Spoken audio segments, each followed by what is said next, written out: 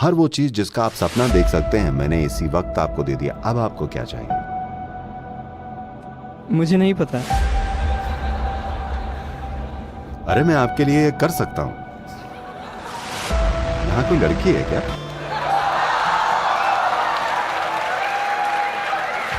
मान लीजिए मुझे एक जॉब चाहिए। मैं अभी एक जॉब के लिए कोशिश कर रहा हूँ।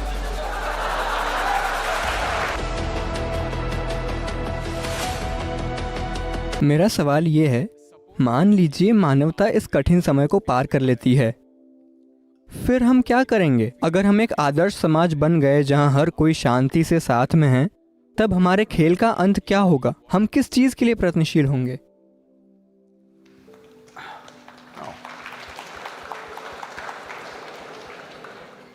आपके और इन लोगों के बीच कोई डील है क्या?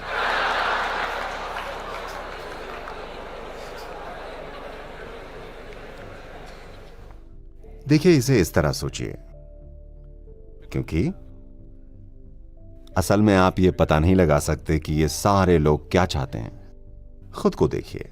अभी आप सोच रहे हैं कि आपको एक इंजीनियर बनना है। मान लीजिए मैं आपको इसी पल एक इंजीनियर बना दूं। फिर आप सोच रहे हैं आपको एक जॉब चाहिए, मैंने जॉब दिला दिया। फिर आप प्रमोशन की सोच रहे हैं, मैंने करवा दिया। फिर आपको एक अवार्ड चाहिए, मैंने दिलवा दिया। फिर आपको लगता है कि आपको दौलत चाहिए, मैंने ठीक अभी आपको दे दी। हर वो चीज जिसका आप सपना देख सकते हैं मैंने इसी वक्त आपको दे दिया। अब आपको क्या चाहिए? मुझे नहीं पता। अरे मैं आपके लिए ये कर सकता हूं।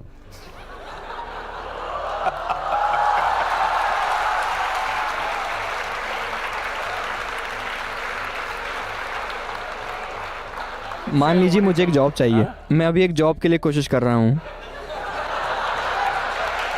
हाँ, अब हम खेल के अंत की बात कर रहे थे ना? आपको जो भी चाहिए था आपको इसी वक्त मिल गया। वो चीजें जिनकी आप कल्पना कर सकते हैं, चीजें जिनकी आप कल्पना तक नहीं कर सकते, सब कुछ आपको अभी मिल गया। अब आपको क्या चाहिए? मुझे नहीं पता होगा, अब क्या करूं? इस पर थोड़ा गौर कीजिए। देखिए, जब आप ये कहते हैं तो इसका मतलब है कि आप अपने जीवन में बस संघर्ष चाहते हैं। एक जॉब पाने के लिए 3 साल लगेंगे, फिर आप फील करेंगे वाह मुझे जॉब मिल गया। उन सभी लोगों को देखिए जिनके पास अच्छे जॉब्स हैं, उन्हें सड़क पर चलते हुए देखिए। क्या उन सब से आनंद और परमानंद टपक रहा है?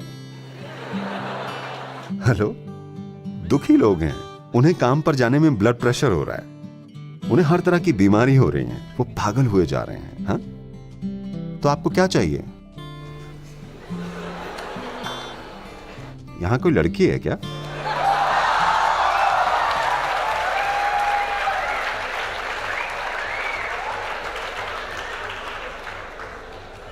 आपको क्या चाहिए? मैं नहीं जानता अब।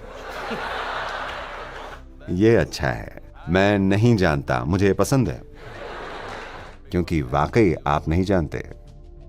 हर कोई अपने आप को जीवन के हर कदम पर बेवकूफ बना रहा है, ये सोचकर मुझे ये चाहिए कि मुझे इंजीनियर बनना है, इंजीनियर बनना है मुझे। ये आपको 5-7 साल के लिए बिजी रखेगा।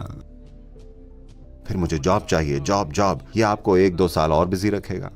फिर मुझे ऐसा जॉब चाहिए, वैसा जॉब चाहिए, आपको ये और 8-10 साल के लिए व्यस्त रखेगा। मुझे इतना पैसा चाहिए, उतना धन चाहिए, और 25 सालों के लिए आपको बिजी रखेंगे। मुझे इस तरह की लड़की चाहिए, उस तरह की लड़की चाहिए, उस तरह का लड़का, ये आपको कुछ साल व्यस्त रखेगा। फिर बच्चे हो जाएंगे, मैं अपने बच्चे को ये बनाना चाहता हूं, ये। चलिए, हम आपके अंतिम संस्कार की तैयारी कर रहे हैं।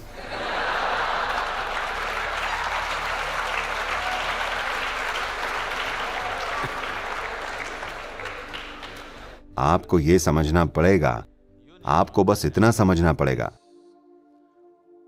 चाहे अभी आप अपने जीवन को हर तरह के संदर्भ दे रहे हैं, असल में आप जिसे अपना जीवन कहते हैं वो बस समय और ऊर्जा का एक खास कॉम्बिनेशन है। हाँ, यहां बैठे हुए हम सबके लिए समय निकलता जा रहा है। क्या आप इसे पीछे कर सकते हैं? आप एक इंजीनियर हैं, क्या आप इसे पीछे पलट सकते हैं? कल फलदायी नहीं था तो मैं इसे पीछे धकेल दूंगा, कर सकते हैं?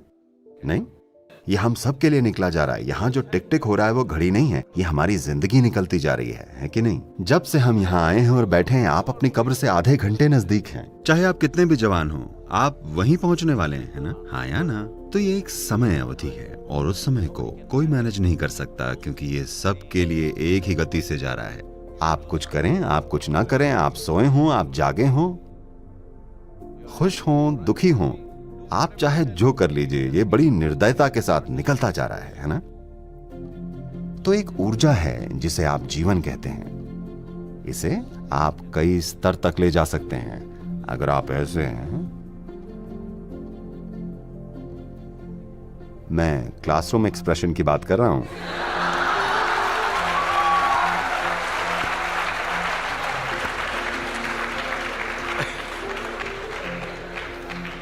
अगर आप ऐसे हैं, 24 घंटे 1000 साल जैसे लगते हैं।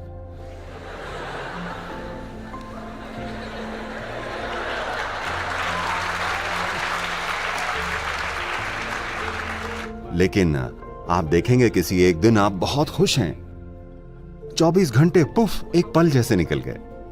हाँ या ना? तो समय एक बहुत ही सापेक्षिक और व्यक्तिगत अनुभव है। अगर आप आनंद में हैं और आप 100 साल जिए, ये कुछ पल जैसा महसूस होता है, ये बस चला गया। सिर्फ दुखी लोगों की लंबी जिंदगी होती है, क्योंकि अगर आप दुखी हैं तो आपको हमेशा यह लगेगा कि जिंदगी बहुत लंबी है, आप इसे छोटा करना चाहेंगे। पर अगर आप आनंद में हैं तो जितनी संभावनाएं एक इंसान में मौजूद हैं, इससे पहले कि आप उन्हें खोज पाएं, ये खत्म हो जाती हैं। सच में इसमें इतनी सारी संभावनाएं छुपी हैं। तो आपको अपनी ऊर्जाओं को मैनेज करने की जरूरत है, क्योंकि जीवन एक खास मात्रा की ऊर्जा है, यह असीमित नहीं है, पर इसे बढ़ाया जा सकता है। मान लीजिए आप ऊर्जा के एक स्तर पर काम करते हैं, तो जो आप 10 साल में कर पाएंगे, उसी चीज को आप 1 साल में कर सकते हैं अगर आप ऊर्जा के एक दूसरे स्तर पर काम करें।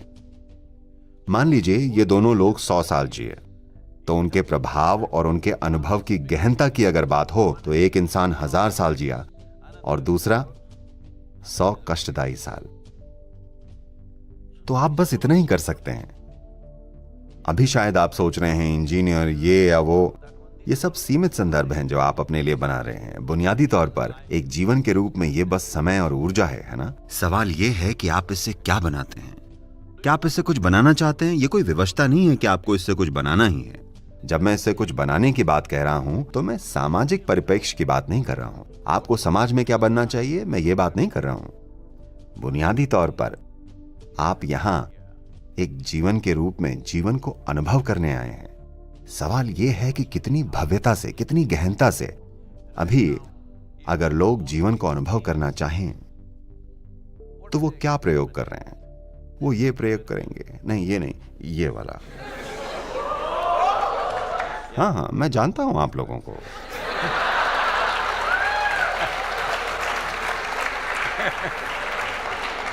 या फिर वो ये प्रयोग करेंगे या कुछ और करेंगे। वो प्रयोग ये कर रहे हैं कि अपनी क्षमताओं को नीचे कैसे लाया जाए। पता है, अमेरिका के कुछ राज्यों ने गांजे को लीगल कर दिया है।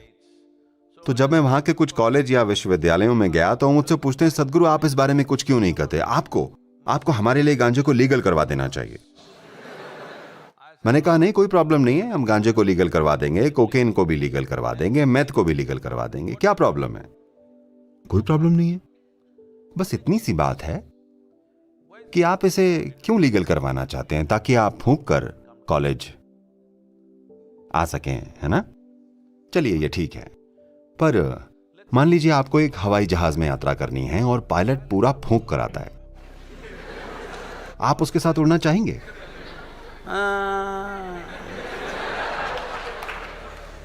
क्योंकि ये बंदा तो बिना हवाई जहाज के उड़ रहा है।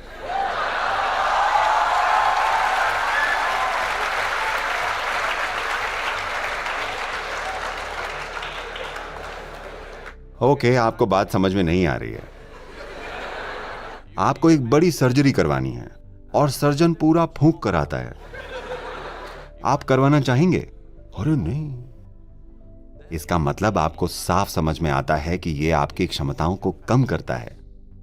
मैं चाहता हूं कि आप सब इस पर गौर करें। क्या आप ये मानते हैं कि आप अपने जीवन को ऊपर उठा सकते हैं अपनी क्षमताओं को नीचे लाकर?